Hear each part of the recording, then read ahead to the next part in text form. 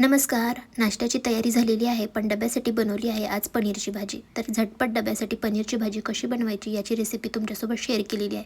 तर व्हिडिओ नक्की पहा. तर या ठिकाणी 2 कांदे आपण उभे कापून घेतले होते. सोबतच 1 टोमॅटो देखील बारीक चिरून घेतला होता. याला 1 चमचा तेलावरती चांगलं मऊ होईपर्यंत शिजवून घ्यायचं आणि थंड झाल्यानंतर मिक्सरमध्ये याची पेस्ट बनवून घ्यायची आहे.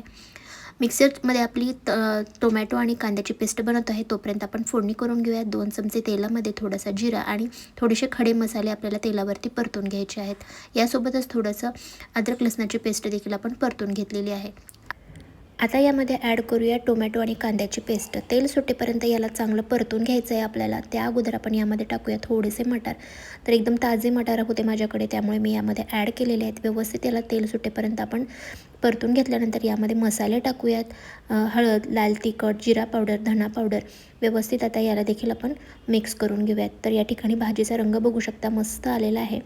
भाजी एकदम झटपट बनते आणि चवीला जबरदस्त लागते. यामध्ये आपण थोडंसं पाणी देखील ॲड करूयात. आता या ठिकाणी ग्रेव्ही तुम्हाला डब्यासाठी घट्ट हवी आहे किंवा पातळ हवी आहे, यानुसार पाणी ॲड करायचं आहे. आपल्या पाण्याला उकळी येत आहे तोपर्यंत आपण या ठिकाणी नाश्त्याची प्लेट देखील तयार करून घेतलेली आहे.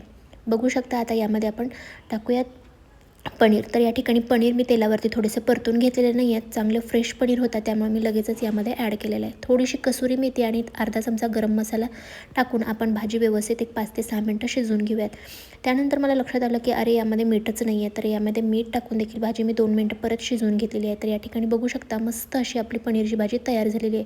रेसिपी आवडली असेल तर एक लाईक करा नक्की. बाय.